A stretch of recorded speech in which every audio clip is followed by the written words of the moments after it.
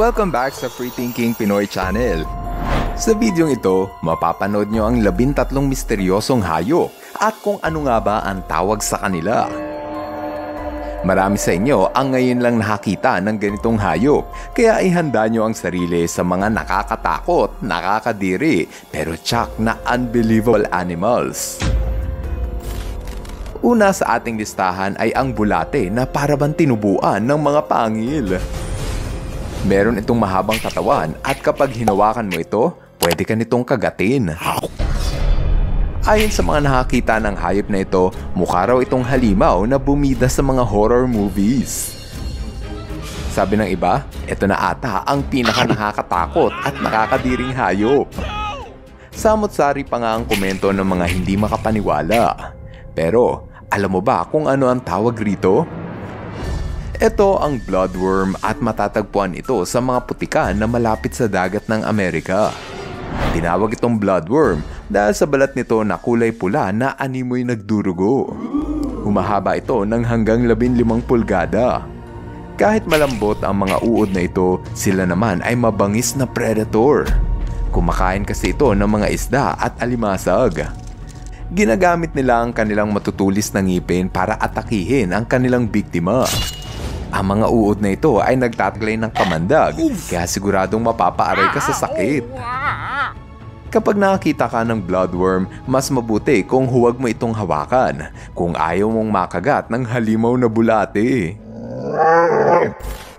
Ang susunod naman nating bida ay ang hayop na hindi mo malaman kung totoo ba o laruan lang. Sabi ng iba, mukha raw itong unggoy na parang naanakan ng daga. Totoo kaya yun? Kung sabihin ko sa iyo na ito ay hindi peke, maniniwala ka ba? Sa totoo lang, ito ay ang anak ng tamarin, isang uri ng unggoy na matatagpuan sa South America. Sabi nila, mukha raw nuno sa punso ang hayop sa video, pero kapag lumaki na ito, magiging kamukha na nito ang isa sa pinakamagandang uri ng unggoy sa ating mundo. Kaya don't judge the book by its cover. O ito, ano sa tingin mo? Ano kayang hayop ang nakunan sa video?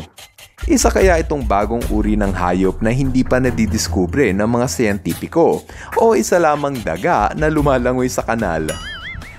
Maski ako nung makita ko ito, napaisip ako kung ano kaya yun. Samot-sari tuloy ang komento ng mga netizens sa kung anong hayop ito. Ayon sa nag-upload ng video, isa lang naman itong isda. Ito raw ay toadfish na lumalangoy ng nakabaliktad. Akala ko noon ito yung tenga ng daga, pero yun pala yung palikpik. Maaaring may sakit o nangihina na ang isda kaya ito nakabaliktad. O ano, kumbinsido ka ba na ito ay isa lamang isda? Paano kung may makita kang ganito sa dagat? Ano ang iisipin mo? Isa kaya itong engkanto o isang alien mula sa ibang dimensyon? O diba? Ang creepy makakita ng ganitong nilalang sa dagat. Sa mga sabik ng malaman kung ano ang hype na ito, sila ang tinatawag na Black Sea Hare. Ang ganda nila, no? Mukha silang engkanto sa dagat. Huwag kayong matakot kung may makita kang ganito dahil sila ay harmless at hindi mapanganib sa tao. Mabagal itong kumilos kapag nasa lupa, pero triple ang kanilang bilis kapag lumalangoy sila na parang isda. Kaya sa susunod na makakita ka ng Black Sea Hare, siguraduhin mong makunan ito ng picture. Bihira ka lang kasi makakita ng ganito ka-amazing na hayop. Sa tingin ko, hindi ata mauubusan ng misteryosong hayop ang ating karagatan. Gaya na lang ng kung anong sea creature ito na nakuha ng scuba diver habang nagsiswimming. Para itong makapansparent na plastic. Akalain mo pa nga na ito ay gelatin na pwedeng kainin. Sa maniwala ka man o hindi, ito ay isang uri ng hayop. Ang tawag rito, salp. Naumuhay ito sa paraan ng pagpapalutang-lutang sa dagat na parang dikya. Kahit mukha silang jellyfish, mas malapit itong kamanak ng mga isda kaysa sa dikya. Meron itong bunganga at kinakain ito ang kahit anong pumasok sa kanilang butas, gaya na lang ng bakterya, phytoplankton at kung ano-anong alikabok sa dagat. Madalas, mag-isang lumalangoy ang mga salp, Pero kung minsan, makikita mo itong magkakasama at magkakadikit. Bumubuo pa nga ito ng grupo na parang mahabang sinturon at humahaba ito ng 15 talampakan. Ligtas itong hawakan at wala itong kamandag o lason. Pero kung huhulihin mo ito, mas maganda kung lubayan mo ito at hayaan mo na lang itong lumangoy. Sa lahat ng naitampok ko sa listahan, ito na ata ang pinakamukhang nanggaling sa ibang planeta. Hindi ba, maski ikaw, napaisip ka kung isa ba itong alien? Kung inakala mo na ito ay baby monster, pues, ang totoong tawag rito ay Phronima. Isa itong uri ng arthropod na malapit na kamag-anak ng hipon. Kahit sila ay maliit, napakasalbahe ng ugali nito.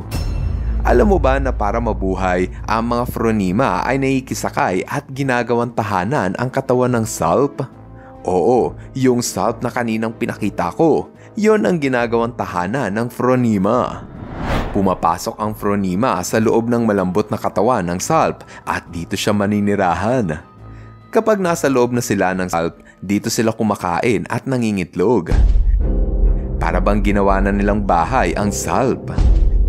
Gaya ng sa video, makikita ang Phronima na ginawa ang salp bilhanan. Sobrang kakaiba ang mga hipon na ito dahil para silang alien na gumagawa ng bahay sa katawan ng ibang hayop. Kaya naman kapag nakakita ka ng Phronima, hindi kita masisisi kung matakot ka. Naalala ko kasi sa kanila ang mga alien na pumapasok sa katawan ng biktima. Oh no. Minsan nyo na bang napanood ang kuhang ito sa dagat?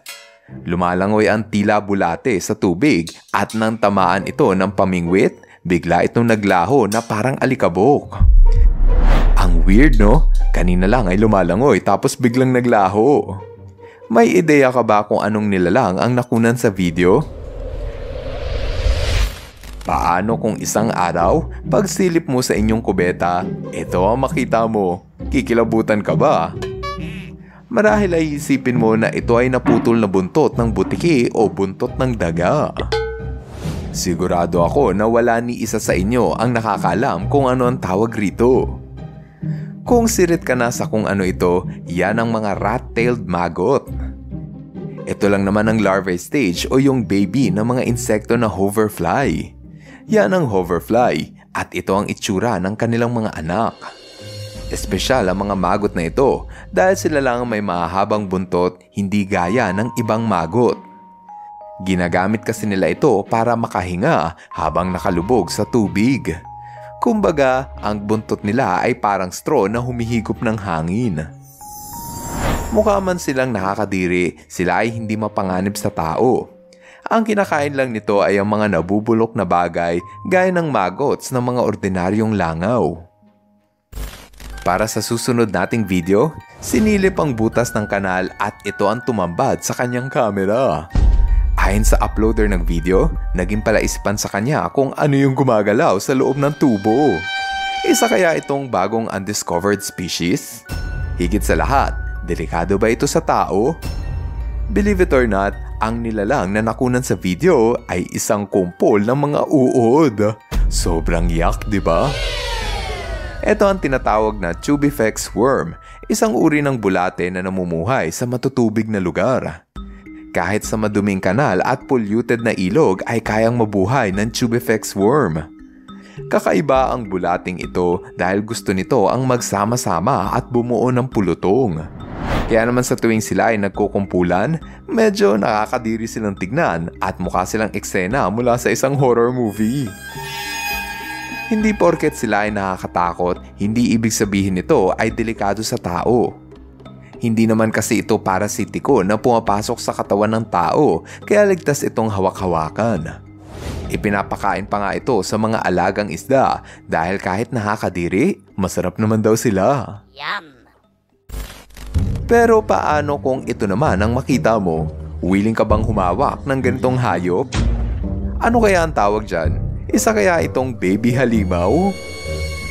Nang maipost ito sa social media, maraming haka-haka sa kung ano ang nilalang na ito. Kahit mukha itong alien, malinaw na ito ay totoong hayop at ang tawag rito ay feather star. Kung pamilyar ka sa mga feather star, alam mong sobrang ganda nito habang lumalangoy. Pero kapag nasa lupa, mukha silang gumagapang na sea monster. Ligtas naman itong hawakan at walang panganib sa tao. Pero kapag ganito ang feather star, ewan ko na lang kung may gustong humawak niyan. Para sa last video, siguradong kikilabutan ka pag ito ang nakasilip sa iyo sa tabing dagat. Ang mukha nito, parang pwede maging kontrabida sa horror movies. Para hindi ka na matakot, sasabihin ko na sa iyo na ito ay ang jawfish. Isa sa may pinaka nakakatakot na mukha sa buong karagatan. Malaki ang mata ng jawfish at malapad ang bibig, mga katangian kung bakit ayoko tumapak sa sahig ng dagat. Ang creepy nila tignan pero maliit lang ang mga isda na ito kaya hindi ka nito kayang saktan. Pero kung babatuhin ka nito sa mukha, edi masakit yun. O ano, nag-enjoy ka ba sa ating kwentuhan? Alin sa mga hayop na inyong napanood ang pinaka-kinilabutan ka? Para sa akin, kinilabutan ako dun sa bloodworm kasi bukod sa nangangagat na, may kamandag pa.